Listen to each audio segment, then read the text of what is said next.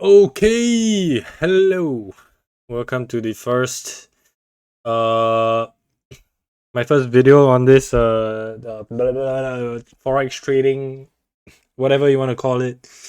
Um I'm no expert, but I hope to become one, or at least something of the equivalent. Someone who is able to trade profitably. And I wanted to start this video slightly prematurely because Um, I wanted to get a trade that I set in before possibly market execution. So this is the one of the zones that I've picked, and we can see price reaching in. Today is 12th of July. It's currently 11:22 p.m. Singapore time. Okay, so this is a trade that I picked. Uh, the overarching methodology that I'm using will be explained in another video. This video is mainly to kind of like, or this video series would be mainly used to track and kind of like have this like interaction with anyone, and to show that like these traits um are real traits being placed. It's all being recorded, and yeah, and hopefully this would help someone. Hopefully we can learn together, because right now, based on my back testing for like the past couple of months, it's been profitable, but I'm trying to increase my absolute value of my risk right now. So now my risk is $5, and most of the time I take a 1:1, as you can see. So this is one of the traits. We see that general trend in the long term. So my long term time frame is 240 minutes, which is 4 hours, and my lowest time frame where I choose these zones are 5 minutes. I'm not going to go into details of how I choose these zones, but basically in this situation, right now price is coming up. If current price moves away now, I would cancel this order, because I don't really like zones that have kind of been like touched. Yeah, so this is one of my zones. Overarching trend we can see is a downtrend, but we see a huge reversal. So there's a lot of demand here. So I'm kind of wary in terms of looking at selling at the current point in time. I do think that possibly price will go lower, because right now we've just seen a rebound, but really the candle for this 4 hour hasn't been closed yet. So for all we know, it touches this zone and then it shoots past down again, and then the overarching trend would still be down. But we won't know what would happen. Maybe it would kind of like close somewhere here, and then it starts to the price starts to go up, uh eating away supply, and then possibly we might be looking at a trend reversal towards the uptrend. So very wary of that. And that's also like the good thing about taking ones to ones, right? Because if we know an area has significant supply, we want to take the trade, we want to get in the trade and get out of the trade really quick. A 1:1 ratio, profit to loss ratio is extremely good in this sense, because we're in of the trade and we're out of the trade really quick. So yeah, so this is one of our trades we're looking at. In the midterm trend, we also see a downtrend with a potential reversal right now. So if we see price dip lower and then start to move up again, then we know that possibly the trend may be reversing and going up, and then we'll look for buying opportunities then. So this is the Euro CHF on the 4 hour and the 5 minute time frame. This is also another currency which I've placed the trade. So one thing to note here, a note of caution, is that if you notice the base pairs for these two currencies, the Euro CHF and the CAD CHF, are the same. So ideally, we don't want to have overlapping currencies like that, because especially around the same price. And in this case, this is about, for my CAD CHF, it's about 20 pips away, so it's okay. It's not too bad. But usually, if you notice that like the distance apart is around the same, then we might need to be a bit wary, because this actually increases your exposure to this currency. So if right now I'm selling both of these currencies with the base pair as the Swiss franc as the base currency, then if both of the currencies current price like maybe like for example if like Swiss franc had like some very bullish news, then I mean not bullish, in this case it will be bearish news, then the current currency pair would basically have its current price like shoot up, and um it might hit our stop loss for both currencies, and that is kind of like, instead of like having a $5 risk on one currency, we're actually placing a $10 risk on two currencies, because we have a base pair that is the same. So yeah, that's just a note of caution. You're not very sure what that means, you can ask it in the comment section and I'll probably explain it again later on. Possibly gathering my thoughts better before explaining it in the comment section. So this is another currency. I really like this zone. Really like what these zones really represent are the fight between the supplies and demands. So we know obviously price reaches down here and rebounds for a reason, right? Like because there's a lot of demand here, there's a lot of buy orders here, and then price stops here and move back down because there's a lot of sell orders here. So we suspect that at some point within this range there was enough sell orders to push price down this point, and hence price went even lower. So we are looking for a chance for price to return back to this point, fill those sell orders, and then hopefully rebound back down. Yeah. Now we have Aussie JPY. So the reason why I picked this zone was because one of the reasons is that on the 5-minute time frame, the previous high has been broken, and also the move away from this zone, meaning like the strength of the uh or the number of buy orders here is significant enough to push price almost and way past the 2:1 profit target. But in this case, for now, I'm only going to start off by taking 1:1 profit. So yeah, so this is one of the zones.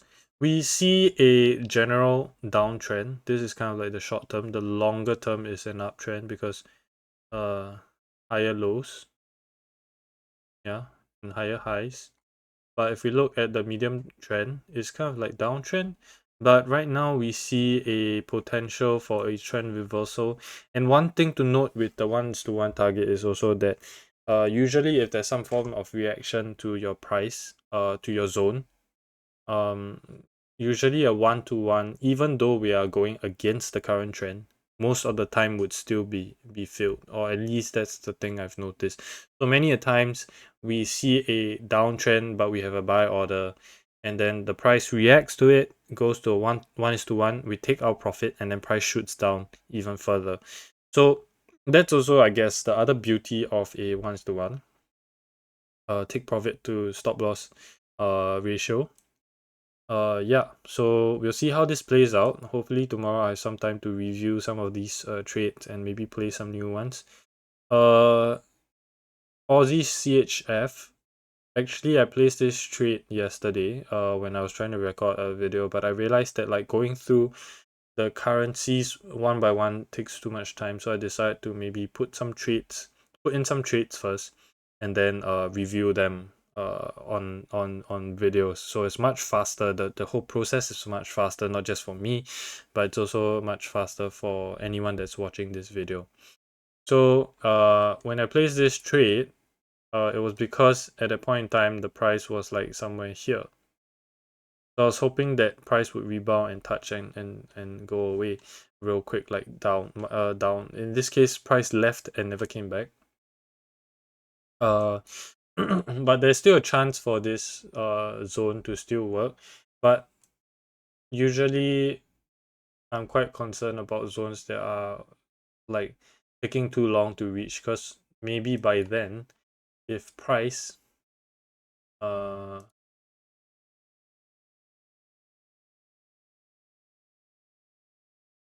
if price does this and then it comes down, it goes up again, then it comes down, then it goes up again, most likely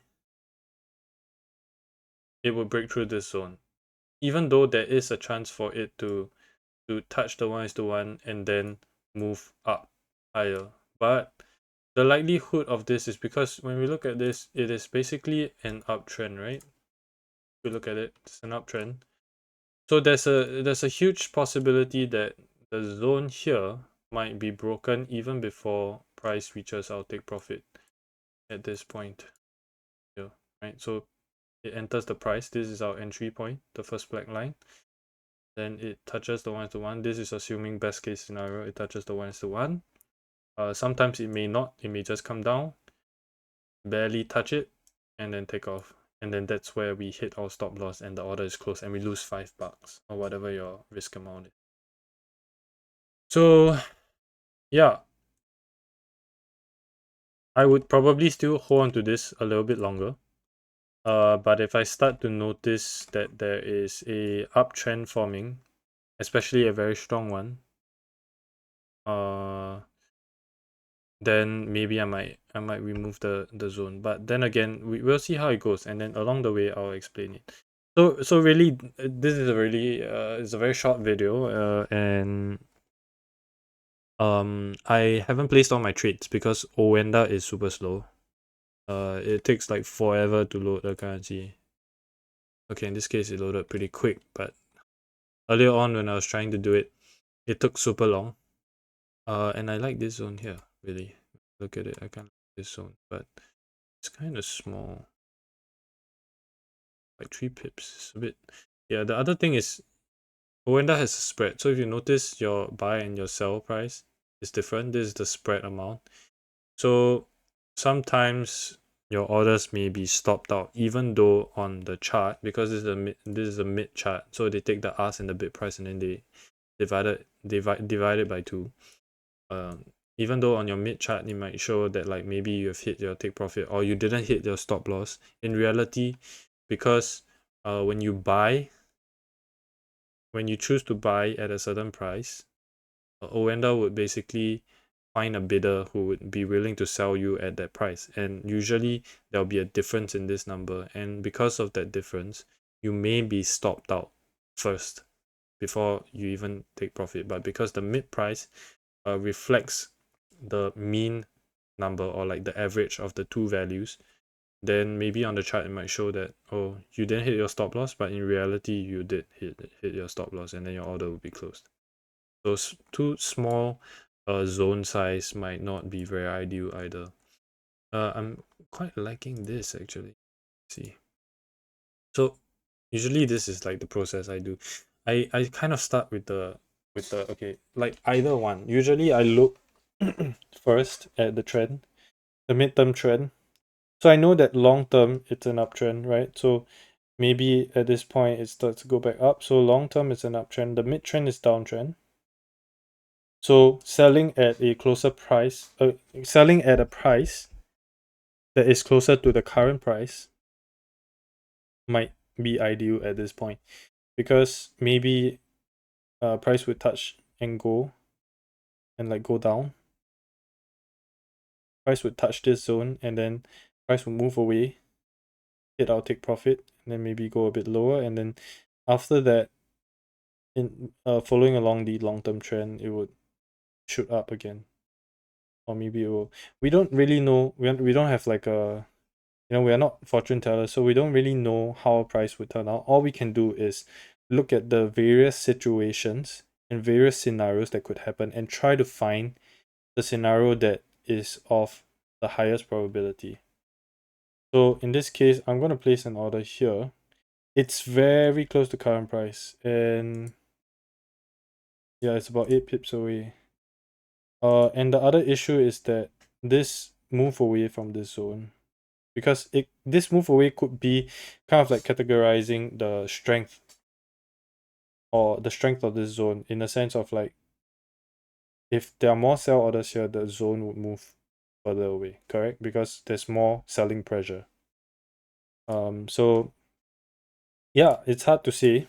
We're just finding a system that works well enough, right? So we're gonna take a 1:1 and we're gonna set the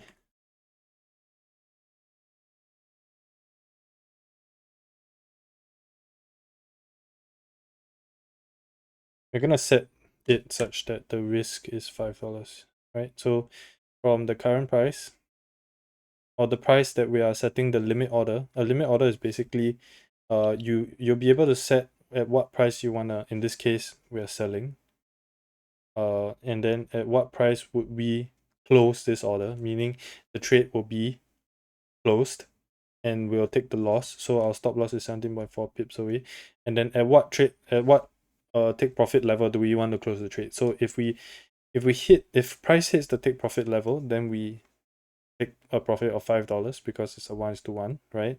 The distance away from the entry price to the take profit and the distance away of the stop loss to the take profit is exactly the same. So yeah, this is my buffer. So actually my zone is this area, but this extra gap, which is 20% of the size of this, is actually my buffer. Meaning to account for the spread, I give it like an extra 20% of wiggle room. And then basically the 1:1 is based off of the 1:1 is in this distance here to here is the same distance as from the entry price to the take profit. Yeah, like we saw earlier, 17.4 pips and 17.4 pips. So yeah, so I'm gonna conclude the video here. Yeah, so I'm gonna create other videos talking about my motivations and why I'm doing this, but really my main purpose of this is to kind of like build a community and to kind of like hopefully have people like join me in this and try it themselves, and hopefully we can learn from each other and find a strategy that works really well. That's really the main goal of this of all of this like right now. I know you're wondering like, oh shit, he's gonna sell me some course or something. I haven't decided if there's something I want to do, because as of now I don't think I'm a good enough trader to be able to tell you that I am confident enough to teach you something that at this point I can't even conclude works. So this really is just to kind of like build up what I'm currently like working on, which is this trading system, and hopefully in a couple of months I would have a large enough number of trades to show that I have a track record for this. And yeah, we'll see. So right now we actually have a trade that we've just entered, but you know what, I don't want to look at it, and neither should you. We'll review this tomorrow. Okay, take care, peace out.